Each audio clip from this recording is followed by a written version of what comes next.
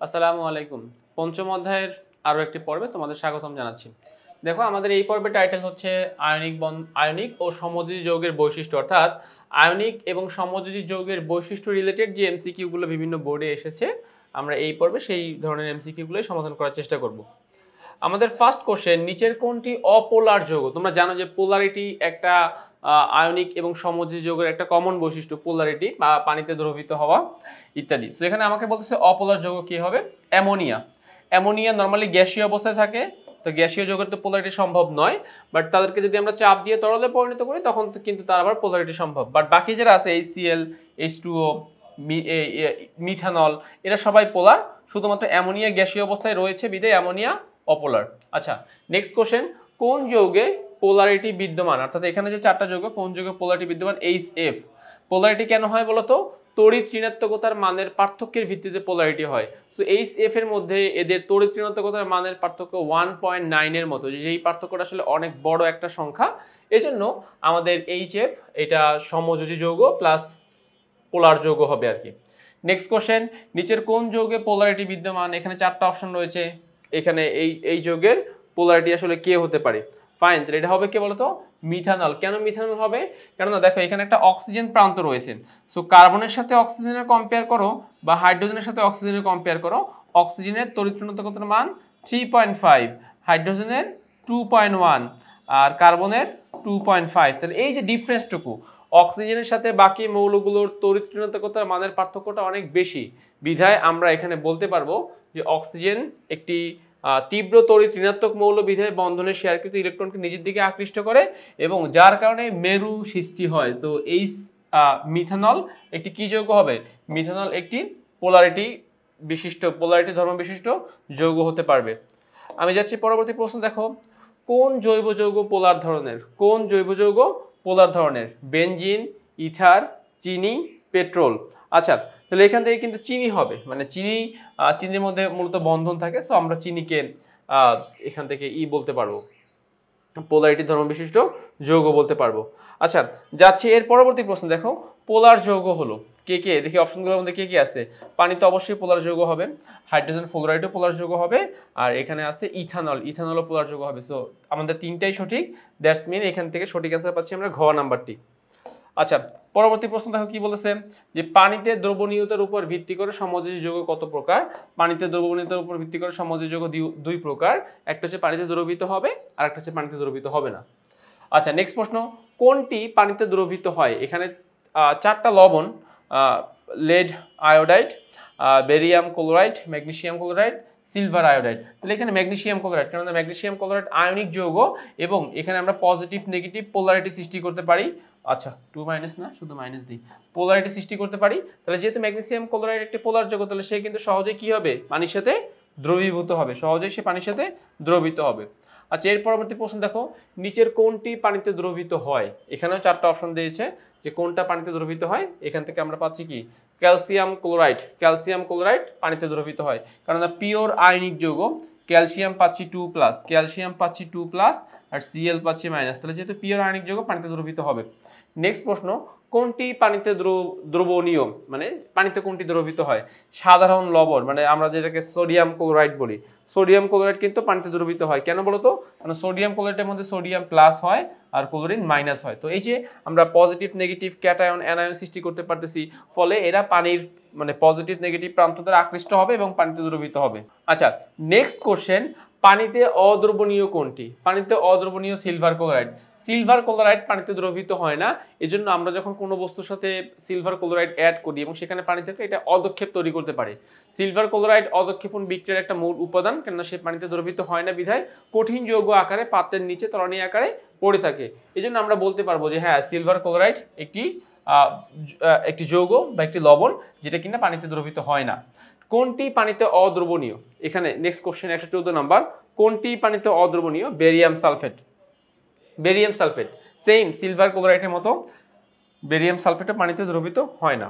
আচ্ছা, next question, নিচের কোনটি পানিতে অদ্রবণীয়? যেহেতু আমরা অলরেডি সিলভার ক্লোরাইড নিয়ে জেনেছি, তাহলে এখান থেকে সঠিক অ্যান্সার হবে সিলভার ক্লোরাইড।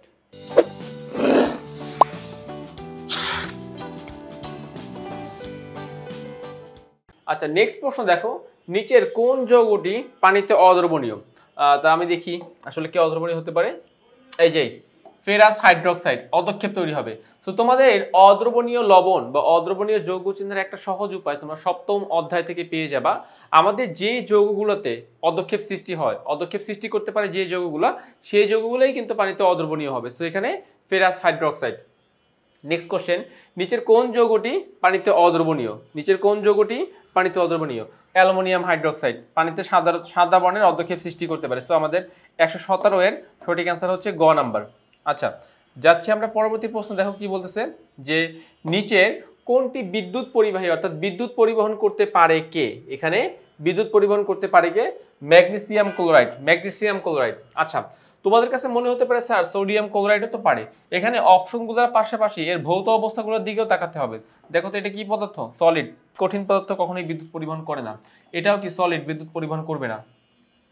এখন আমাদের এই দুইটা হচ্ছে লিকুইড, ম্যাগনেসিয়াম ক্লোরাইড এবং গ্লুকোজ লিকুইড। কিন্তু ম্যাগনেসিয়াম ক্লোরাইড যেহেতু আয়নিক যৌগ, তাহলে সে অবশ্যই দ্রুত কি করতে পারবে?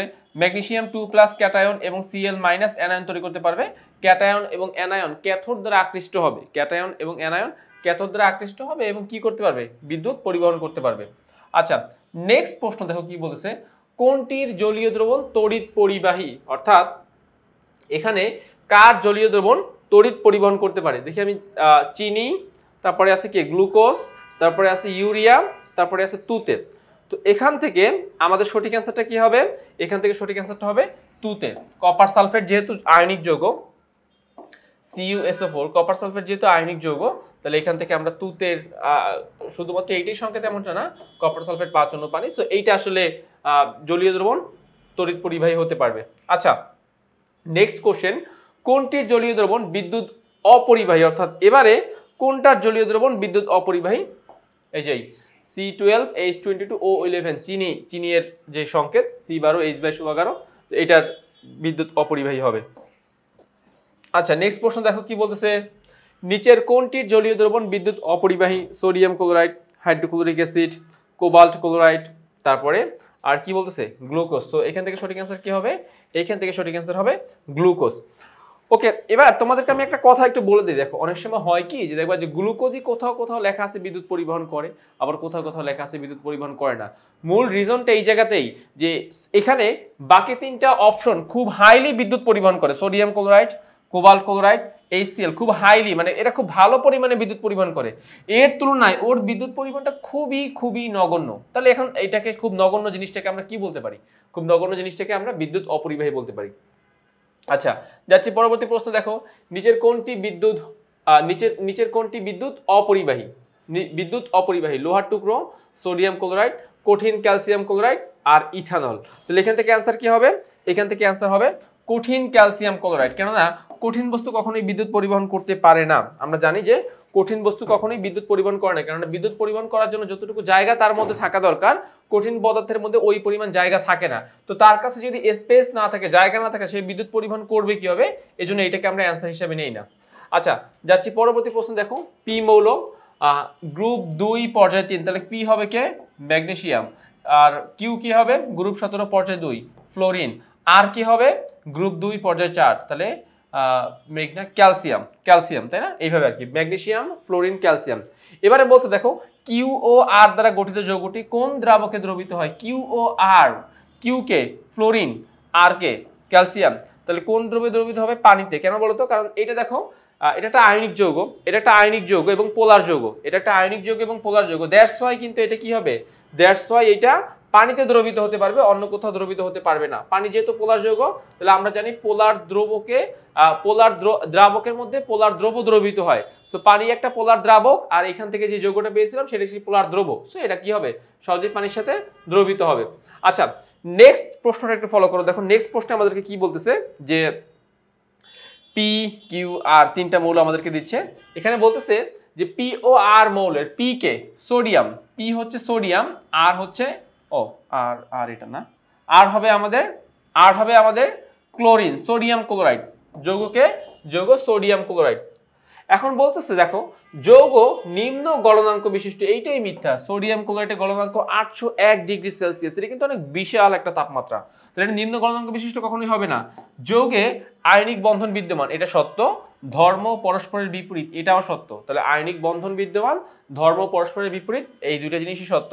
তাহলে 2 এবং 3 যেহেতু সঠিক, আমার গ নাম্বারের সাথে মিলে যাচ্ছে, আমার এটা গ নাম্বারের সাথে অ্যান্সার মিলে যাচ্ছে।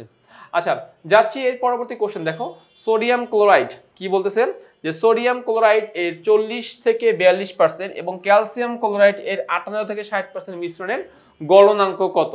এটা মিশ্রণের গলনাঙ্ক হবে কত? 600 ডিগ্রি সেলসিয়াস। মানে আমরা যখন দুইটা বস্তুকে একত্রিত মিশ্রিত করতেছি তখন কিন্তু উভয়ের গলনাঙ্ক হ্রাস পেয়ে যাচ্ছে, কারণ সেটা আর খাঁটি বস্তু না, এটা একটা মিশ্রিত বস্তু হয়ে যাচ্ছে। নর্মালি সোডিয়াম ক্লোরাইডের গলনাঙ্ক 801 ডিগ্রি সেলসিয়াস, কিন্তু সোডিয়াম ক্লোরাইডের সাথে যখন তুমি ক্যালসিয়াম ক্লোরাইড মিশ্রিত করবা তখন তার গলনাঙ্ক কত হবে? তার গলনাঙ্ক হ্রাস পেয়ে, মানে সোডিয়াম ক্লোরাইডের গলনাঙ্ক হ্রাস পেয়ে 801 থেকে কত ডিগ্রি সেলসিয়াস হয়ে যাবে? 600 ডিগ্রি সেলসিয়াস হয়ে যাবে। সো আশা করতেছি তোমরা এই পয়েন্টটুকু বা এই পার্টটুকু তোমরা বুঝতে পেরেছো। আমাদের পঞ্চম অধ্যায়ের যে টপিকগুলো ছিল আমরা কিন্তু সমস্ত টপিকগুলোই কভার করেছি। এবারে চাইলে তোমরা নিজেদেরকে প্রস্তুত করে তোমরা এখানে চাইলে মডেল টেস্টে অংশগ্রহণ করতে পারবা। ওকে, তো তাহলে আজকে পর্বটা এখানেই শেষ করলাম। নতুন কোনো পর্বে আবার দেখা হবে। ততক্ষণ পর্যন্ত ভালো থাকো, সুস্থ থাকো।